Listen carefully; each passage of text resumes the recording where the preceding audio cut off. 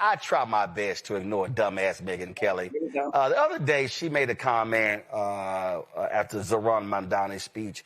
The mask is off. Well, first of all, her hateful mask has been off for a very long time. We knew her ass was trifling at Fox News, and then when she went to NBC, we knew she was full of shit there. That's why she lost her job there. Now, she walked away with $69 million. I don't know what the hell Andy Lack was thinking her ass was going to appeal to anybody at NBC and gave her all that damn money. They don't never give black folks those $69 million, work for a year and a half. Work for a year and a half, and then you walk away with $69 million. So now she's doing her own thing. She run around, got her own network. She on Sirius. New York Post promotes any dumbass thing this fool says. And so she always is weighing in on black shit. And if there's anybody who should have a big ass sign that says shut the fuck up when it comes to black stuff, it should be Megyn Kelly. Okay? So before I even get into her comments, let me remind y'all, this is what the dumbass Megyn Kelly had to say about Santa Claus when she was on Fox News.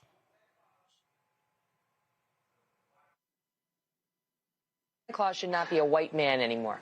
And when I saw this headline, I kind of laughed and I said, oh, this is so ridiculous. Yet another person claiming it's racist to have a white Santa, you know?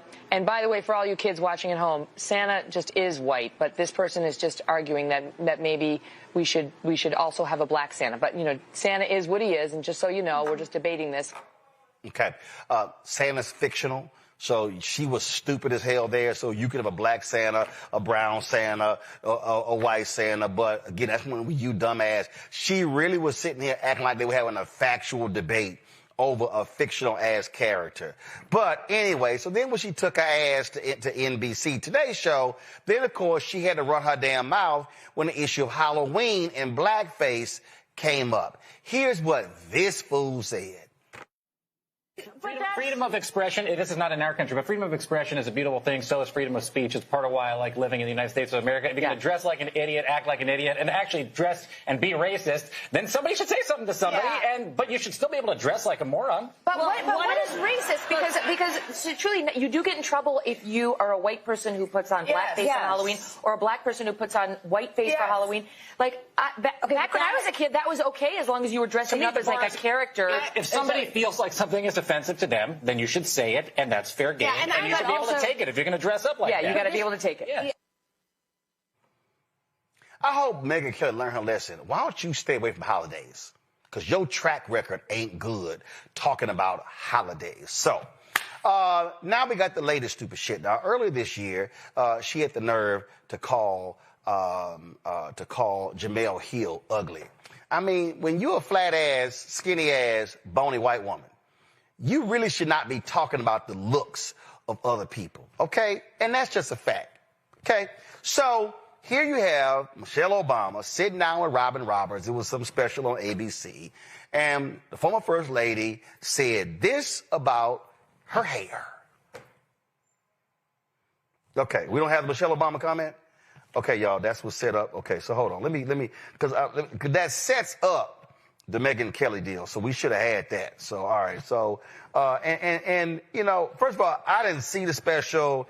I didn't even know anything about it, and it was just like, okay, fine. But then all of a sudden, I'm looking at some other comment, and they were talking about it.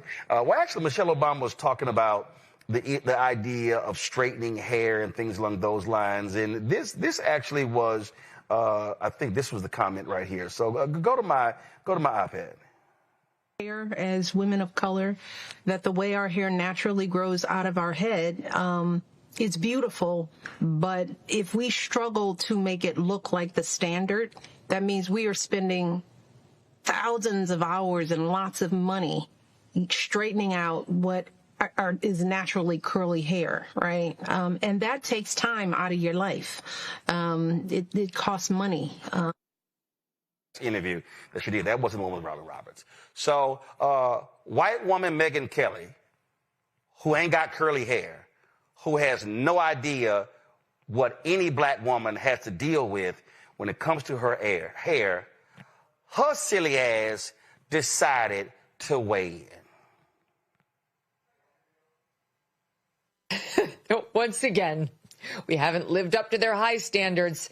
and we're essentially being called racist. Here's Michelle Obama, who's promoting a new book on her special fashion, and sat down with People magazine and said the following in SOT 26. Here, as women of color, that the way our hair naturally grows out of our head, it's beautiful. But if we struggle to make it look like the standard, that means we are spending thousands of hours and lots of money straightening out what is naturally curly hair, right? And that takes time out of your life. It costs money. Okay. So what she's saying is she's bitter because society's standards, in her view, don't allow black women to just walk around with their natural hair. That is bullshit. Black women can walk around with whatever hair they want. Only in Michelle Obama's warped mind do white people not like them unless their hair looks like white hair. And here's the other thing. The nerve of this woman to pretend that black women are the only women who have to spend a bunch of time getting their natural hair to, quote, conform to these alleged society standards. Because virtually every woman I know, every woman spends a shit ton of time on her hair and wants it to look better than God made it. It's not a black thing. It's a human thing, and it's especially a woman thing. But she's always reducing everything to race. There are a lot of people who watch this show, and they pray for me all the time. And they say, Roland, please, do you have to cuss? And I really try my best not to cuss. But in this case here, I just got to go ahead and say, Megyn Kelly, please shut the fuck up. You literally don't know shit about black people. You don't know shit about black women and hair. In fact, you're so fucking stupid, Megyn, you can't even follow the news. Antoine, go to my iPad. There is something, Megyn, called the Crown Act. It was first passed in the state of California, which forbid hair discrimination in America. Congresswoman Bonnie Coleman has been trying to get it passed on the federal level. It passed the House, but Republicans in the Senate actually blocked it. So yeah, numerous states have actually passed the Crown Act. Even Republican as conservative as Texas passed the law called the Crown Act. We have examples of black men and black women who have been discriminated against because of their hair. If your dumbass, Megyn Kelly, could do any fucking research, you would realize it's an issue. Take this. Last year, the American Screening had to pay $50,000 to settle an EEOC race discrimination lawsuit. Why was that the case? It's because a black woman, Megyn, was fired from her job because of her natural hair texture. Listen to what it says. According to the lawsuit, oh, Megyn, this is from EEOC.gov. The Trump people actually left the story up. It says, according to the lawsuit, a black employee interviewed and was selected for a sales position with American Screening while wearing a wig with long straight hair. After she stopped wearing the wig and started wearing her hair in its naturally curly texture, the company's owner instructed a human resource manager to counsel the employee about her hair and, quote, looking more professional, complaining that the worker, quote, came in with beautiful hair, unquote. The employee's hair, considered type 4A on the Andre Walker hair typing system, is commonly associated with people who, like the employee, are black. The owner then directed the employee to begin wearing her wig with straight hair again. When the employee continued to wear her natural hair, the company fired her. The company later hired a white worker in her place, according to the EEOC's lawsuits. Okay, Megyn, your dumbass is a lawyer. Here's the next graph, Megyn. Such alleged conduct violates Title VII Title VII of the Civil Rights Act of 1964, which prohibits firing employees or subjecting them to different terms and conditions of employment because of their race. The EEOC filed suit after first attempting to reach a pre-litigation settlement through its administrative conciliation process. The suit had been pending in the U.S. District Court for the Western District, Louisiana, and was resolved by a consent decree, which was entered by the court on April 4th, 2024. Now, Megyn, if you and likely your Lily White staff could learn to do some research, what you will discover that there are a litany of cases, a litany of suits, a litany of settlements involving hair discrimination. In fact, several years ago, out of Virginia, a black woman with major credentials was being hired in Virginia. Well, guess what? The white man on the committee said, I don't particularly like those things in her hair. I don't like those cornrows, those braids. And so they did not give her the job. So guess what? She sued and she won, including back pay. So there's a long history, Megyn, in America, in numerous places where the issue of hair is there. So when Michelle Obama is talking about hair, you got white people, white bosses, white folks in media who, we don't like those curls. We don't like those bangs. Oh, we don't like braids. Oh, we don't like natural hair. This is very common. We've had folks in media who've had to deal with that. Women who've been anchors, women who've been meteorologists, who've actually sued because of this. We've dealt with this at the National Association of Black Journalists. And so, Megyn, if your lily white ass would go talk to some black people at Sirius or some other places, you might know this. Go talk to some black folks in the makeup room. Go hear from some black actresses who talk about the difficulties being on set with people who know how to do black makeup and do black hair. See, when you are a white woman, Megyn Kelly, like yourself, you are oblivious to the realities of women of color in this country and all the stuff they have to deal with. You know why? Because you are a blonde-haired white woman who gets to do things her way. And so you don't understand what it means to be a black woman or a Latina or an Asian woman when in America, this country is established based upon white as the standard. So remember when I said folks in media, what they've had to deal with? Well, guess what? Brittany Noble, who joined Black Star Network, she knows this very well. She was a top anchor in Mississippi and dealt with a white news director dealing with her hair and went through a multi-year battle because of it. Brittany, tell folk what the hell you had to deal with natural hair and a white boss. It wasn't just in Mississippi, Roland. It's everywhere that I've worked at in TV news locally. Even this time last year, I was told that I had to take down my locks by January of 2025.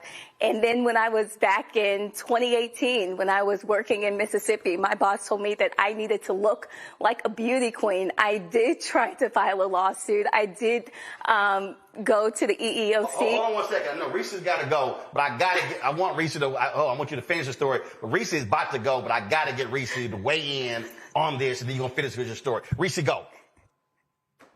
Well, first of all, I'm not explaining racism to her because that's her currency. She traffics in racism. She knows good and motherfucking well that you cannot be a black woman. You cannot be the first lady of the United States with an afro like Angela Davis. So she's gaslighting. But bitch, if you know all your white girlfriends have to spend thousands of dollars on getting their hair done, then what the fuck is the problem with Michelle Obama saying that she got to spend money to get her hair done? Look, I got to spend money to get my hair done, chill. It costs money to look this good, okay? Right now, this might be Brazilian or some maybe Malaysian, but I might have a little flip over curly sew-in.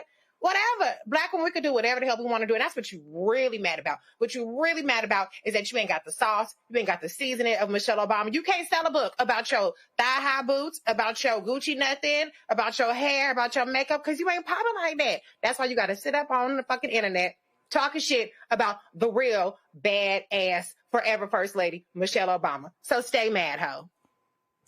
All right, that's Reese's perspective. Reese, I appreciate it. You got to go. So go right ahead and finish, Brittany. I mean, it's just hard to hear Megyn say the things that she did because it's truly, truly hard to be a TV news anchor and wear your hair the way that you want to wear your hair. Now, you were anchoring in Mississippi when? How long ago? I left back in 2018. Okay, so this is 2025.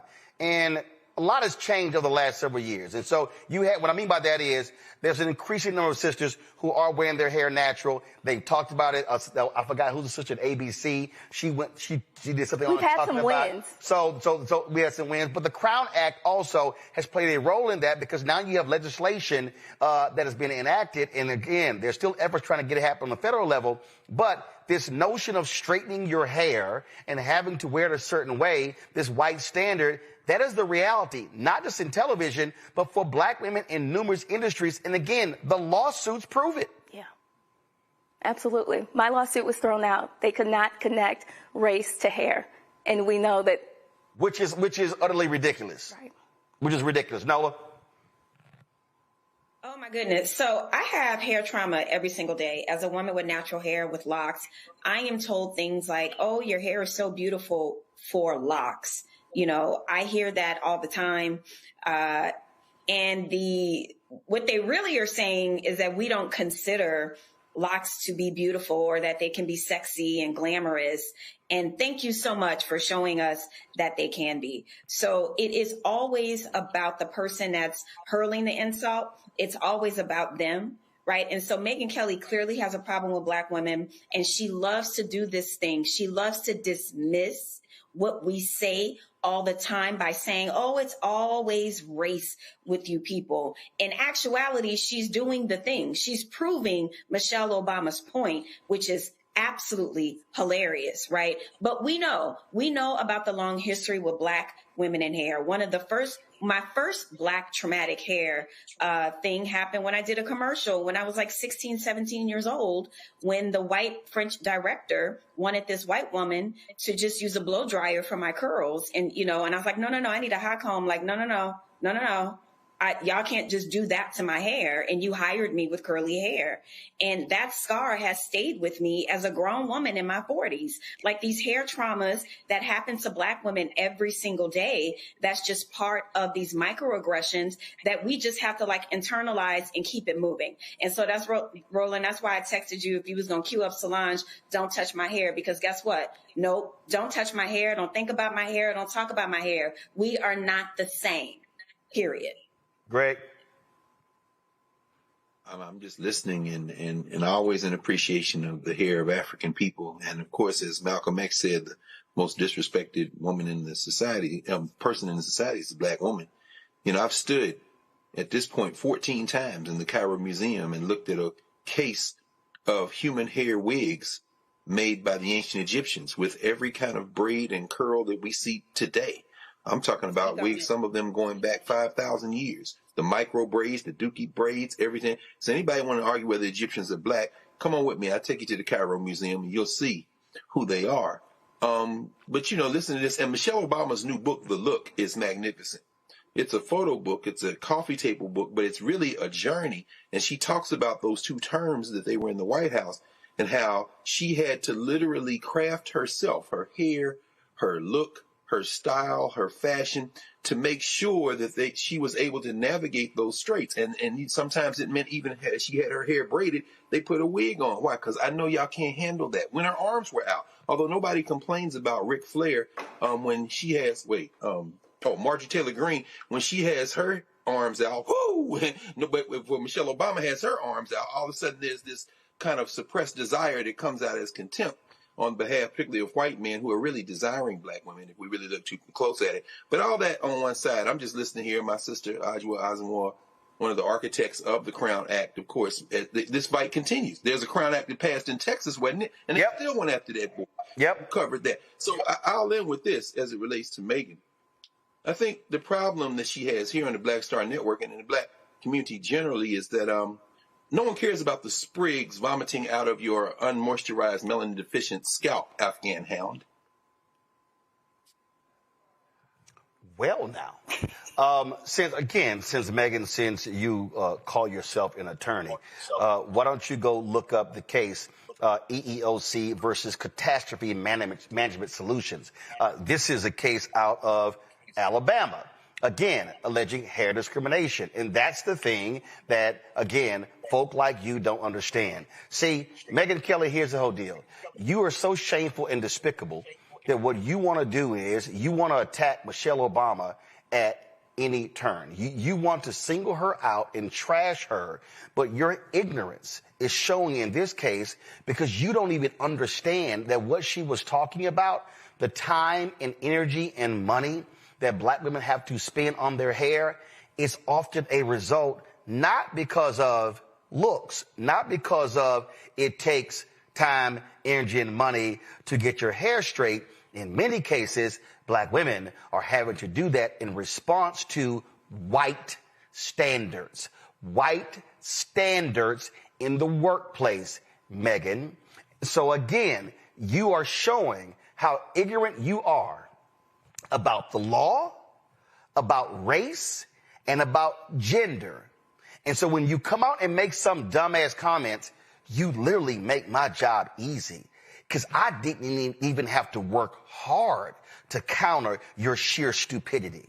And so you can sit on your serious show and you own, and you got your right-wing company, and you're launching this right-wing streaming channel, and you're doing all of those things. But Megyn understands, every time your ignorant ass says some stupid shit like this here, we gonna use this show that I own, that also stream, to counter your stupidity. So when people are Googling and they come across you and your whiny ass complaining about Michelle Obama and hair, they're going to also come across this video. And they're going to actually see the facts. Because, see, what I laid out were simply actual facts. And so, Megyn, I'll help you. Go to my iPad, Antoine.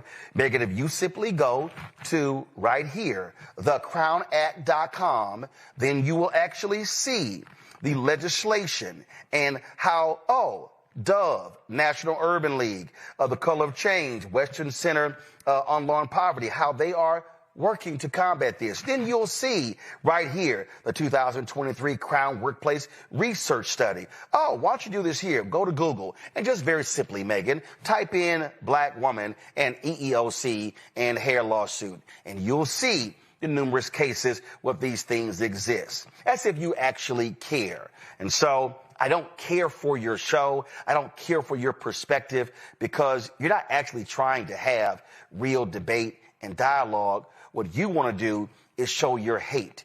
You want to sit here and yell at Taylor Swift, and you want to trash Jamel Hill, and you want to trash Michelle Obama, with all that back and forth. And I really do not have time for a petulant, childish, raging, screaming, yelling white woman of privilege and all of her nonsense. But I will say this, Megyn, when you decide to open your mouth and you want to speak about black women and hair or black people, issues like this here, trust me, I will be here to smack your ass every single time with truth and facts.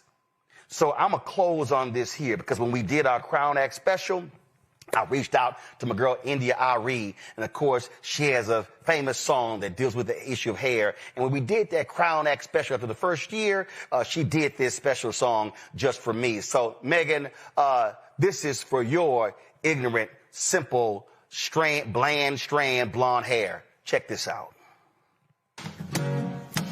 I am India Ari. This is Joe Cross. And this is my jam. Hey. Little girl with the press and curl. Age 8, I got a Jerry curl. 13 and I got a relaxer. I was the source of so much laughter. 15 when it all broke off. 18 and I went all natural. February 2002, I went on and did what I had to do. Cause it was time to change my life, to become the woman that I am inside. 97 dreadlocks all down. I looked in the mirror for the first time and saw that, hey, I am not my hair. I am not the skin. I am not your expectation. No, I am not my hair. I am not the skin. I am the soul that lives within. Da da da da da da da da da da da da da. Good hair means curls and waves. Bad hair means you look like a slave. At the turn of the century, it's time for us to redefine who we be. You can shave it off like a South African beauty. Got it on lock like on your head is what's underneath, then say, hey, I am not my hair. I am not the skin. I am not your expectations. No, I am not my hair. I am not the skin. I am the soul that lives within. Does the way I wear my hair make me a better person? Does the way I wear my hair make me a better friend? Oh, does the way I wear my hair determine my integrity? I am expressing my creativity. So consider this for a moment. This song is actually not about hair. It's about self-definition and how we define each other. So there's a difference in identifying with something and identifying as something. And so in this song, I'm saying that I identify with my external characteristics, with my blackness, with my beauty, but I identify as my soul. And the truth is, racism and discrimination is actually born out of identifying people as their external characteristics. And so we needed legislation to say that people can wear their hair however they want to at work. Sad that we need it, glad that we have it. So this is our song. I am not my hair. I am not the skin. I am not your expectation. No, no. I am not my hair. I am not this skin. I am a soul that lives within. That's why Black-owned media matters. And that's why this show matters.